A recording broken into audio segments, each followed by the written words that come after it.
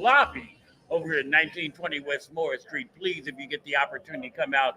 We have so many providers of information, awareness, and resources over at Mary Rigg Neighborhood Center today, partnering with Easter Seals Crossroads in their Community Day. And I'm telling you, man, it's on fire up in here. And boy, let me tell you something. If you, I had the pleasure of producing a show a few weeks ago, and normally I'm here live. But Tammy and Monica and myself, we were all in 3 different locations, and I took myself out of the screen and let Tammy and Ideal Testing talk. And let me tell you something, people. If you're looking for a job, don't do no drugs. I'm just going to tell you now. It's worse than DNA in the daggone oxygen channel. I'm telling you, you will get caught. But anyway, Monica's here with me today, and I love that we have some African-American organizations participating in drug testing and things of that nature. Introduce yourself, and then let's get right into what Ideal Testing and Service is all about. Absolutely. Hi, my name is Monica Hill. I'm the owner of Ideal Testing and Services. Our primary service is drug testing and DNA testing, but we also have a phlebotomy program. That's why we're here at Mary Riggs trying to get new participants and students to sign up for our phlebotomy program. I gotta slow my old. Phlebotomy means that she draws blood, y'all. I'm just saying. I mean, we don't mean no harm, but we better tell them. They be on there talking to some girl with some new disease or something. True. That's fine. So yes, we are here looking for new participants. If you are interested in learning how to draw blood and become a phlebotomist, please contact us at 317-410-8364. Also, if you are an employer, small business, and you are in need of drug testing services to make sure that your workplace is safe, drug-free, please contact us as well so we can also assist you with that. Now, let me ask you a question, because we know pandemic came and everything got a little bit lax and loose. They won't even care if you smoke some weed. You come on here and get this job and we'll work with you. Post-pandemic, what is that like now? We're going back to a little bit more stricter terms how we hire? We are, because for one, because now it is an employer's market. So now, yes, they have gone back to drug testing. It was lax. I also came from the recruiting world, and we did lax on some of those things. But now we're back to drug testing, hair testing, nail testing, urine testing. I'm saying that because some of the, let's be honest. Yes. I'm a candid dude, old school dude, and I've worked with youth and programs trying to get them hired and get them back together. And they used to drink some stuff, and they could be clean for 48 hours, and then they right back to doing what they're doing. But when you start talking about hair, when you start talking about nails, none of that. No, because it goes back so much further than the urine. So that's a little bit more difficult. Yeah, you can't cheat. No, you can't cheat that. Now, we were talking the other day, and I know there was one participant on Tammy's show, and she worked with Indigo. And a lot of times people need to understand you need to make lifestyle changes. Absolutely. If you're serious about going for gainful employment now, it's just you're either going to do one or the other. You're going to work menial jobs, or you're going to change your lifestyle and be able to, qualify for the jobs that are, top ranked. Absolutely. And not only that, it's safety. You may not be an individual that partakes in that, but you wouldn't want to work right next to someone on a heavy machinery that partakes in it. Not only is your life and their life is also at risk when someone's under the influence. Now, let me ask you, how did the sisters, because this is rare. Look, this little internet radio thing is rare. How did you get into this, knowing there's a need for? Post-pandemic, it was got to a point where, companies were laying off and individuals just looking for entrepreneur businesses to start. And I knew there was a need for it. If you get connected with the right individuals, get you a contract, even become certified as a minority business.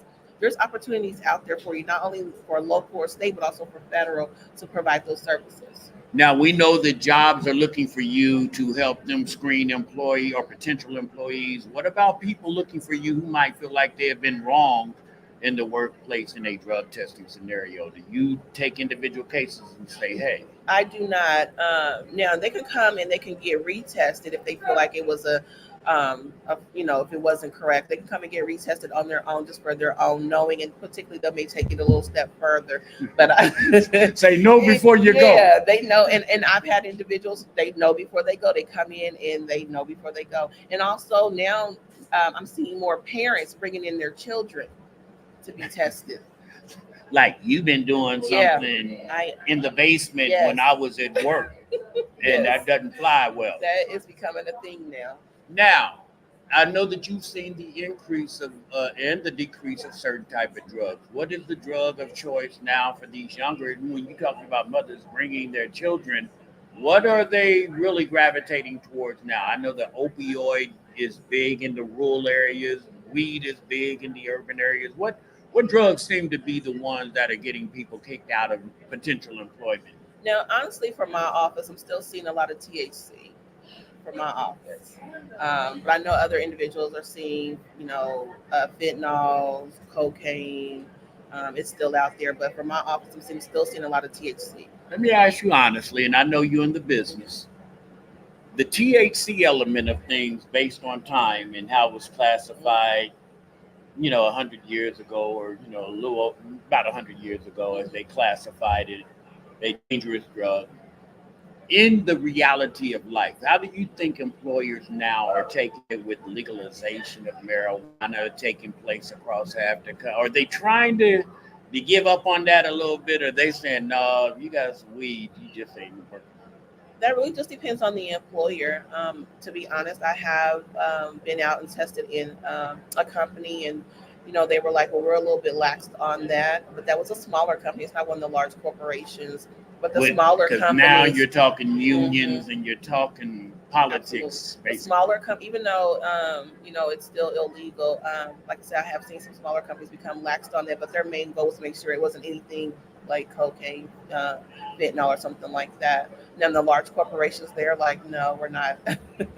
Now, just in case someone is listening and they said, okay, I'm ready to make a lifestyle change, how long do they need to say, okay, I'm going to cleanse myself if they've been smoking weed or whatever it might be, and we know that there's long-term ramifications through the hair and through the nails? What is the time frame that someone maybe would say before they come to see if they're clean to go apply? How long? So that's kind of hard to say, because it just depends on the individual. How long, how much, it just depends on the individual. What I would say is wait a few months and then just get yourself tested on your own to see where you are, where you land. But honestly, like I said, it just depends on the individual. If they're no, I'm asking a lot of these questions, and I'm gonna be candid. Yeah. These little knucklehead boys I work with, man, they can't give that weed alone, man. And I'm trying to figure out how can we make a bridge somewhere in the middle of this desert so they can see either you stop smoking to get you a good job or find you a chump job that will let you smoke, basically, because those are the only two choices you have. You're going to need that to quit, because you're not getting by anymore with that stuff off the shelf. No. It's not happening. Oh no. The labs are sophisticated. They can detect all of it. They even know if you drank something to mask your urine. That's what I'm trying to say.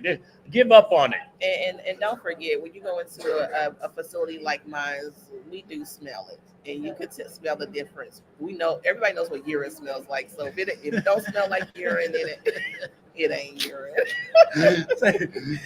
so you know right away whether that urine is contaminated or they just been drinking vinegar. You know the difference. I can tell the difference. Now, if there's some organizations out there, some companies who are hiring and have not heard of Ideal Testing and Services, how do they contact you to make sure they're hiring the qualified people? Absolutely. They can definitely contact me at 317-410-8364 or at idealtestingandservices.outlook.com. Now, what we need to do one day, I do funny because I catch more flies with sugar than I do vinegar, but I'm being serious. People need to know this information. Yes. People in the churches need to know that. You know, your preachers, I'm sorry, but you got some parishioners that are some weed smokers, and they can't get a job either. We need to really get out to the community and stress the importance of people understanding days gone by are not going to work anymore. Absolutely. You're going to have to do something different. Either stop or figure out where we're gonna hire you if they allow, weed smoke. Absolutely. Yeah. I'm gonna let you get back in there, my Thank sister. you so Thank you much. so much, man, and continue the great work. I'm Thank so you. proud and honored to have a sister doing this work, and we need more brothers and sisters to explain the ramifications of what happens when you ain't clean. That's true. All right, I love Thank you. you. Jumbo Love, we're going to get back to some more of this great music. And before I go over to the unveil